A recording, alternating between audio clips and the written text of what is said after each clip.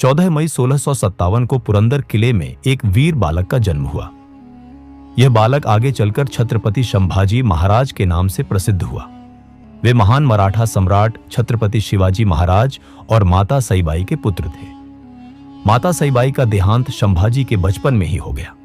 उनका पालन पोषण उनकी दादी राजमाता जिजाऊ ने किया। बचपन से ही संभाजी अत्यंत तेजस्वी, बुद्धिमान और साहसी थे। उन्होंने संस्कृत, फारसी और मराठी भाषाएं सीखी। वे तलवारबाजी, घुड़सवारी और युद्ध कला में निपुण हो गए। संभाजी महाराज ने कम उम्र में ही युद्धभूमि देखी। वे अपने पिता के साथ कई अभियानों में शामिल हुए। एक समय ऐसा भी आया जब राजनीतिक परिस्थितियों के कारण उन्हें मुगलों के पास रहना पड़ा, लेकिन उनके हृदय में सदैव स्वराज्य के लिए अग्नि जलती रही। 1674 में शिवाजी महाराज का राज्याभिषेक हुआ। पूरे महाराष्ट्र में उत्सव मनाया गया। संभाजी युवराज घोषित किए गए। 1680 में शिवाजी महाराज का स्वर्गवास हो गया। स्वराज्य पर संकट के बादल मंडराने लगे। कई दरबारियों ने षड्यंत्र रचा, परंतु संभाजी ने साहस और बुद्धिमत्ता से सबको परास्त किया। वे मराठा साम्राज्य के दूसरे छत्रपति बने। अब उनके सामने सबसे बड़ी चुनौती थी मुगल सम्राट औरंगजेब। औरंगजेब स्वयं दक्षिण भारत में उतरा।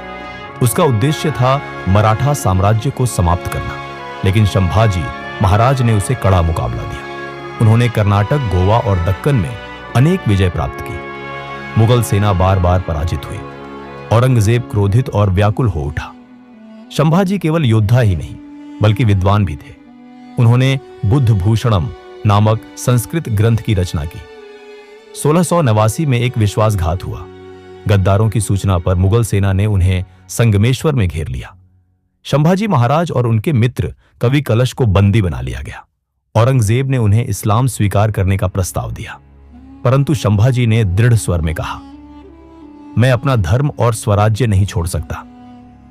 उन पर अमानवीय अत्याचार किए गए, फिर भी उन्होंने अपना सिर झुकाया नहीं। 11 मार्च 1689 को उन्होंने वीरगति प्राप्त की। उनका बलिदान भारतीय इतिहास में अमर हो गया।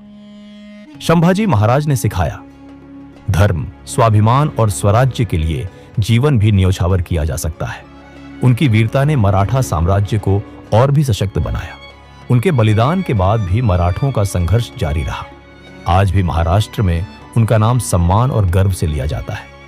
वे केवल एक राजा नहीं बल्कि बलिदान और अडिग साहस के प्रतीक हैं।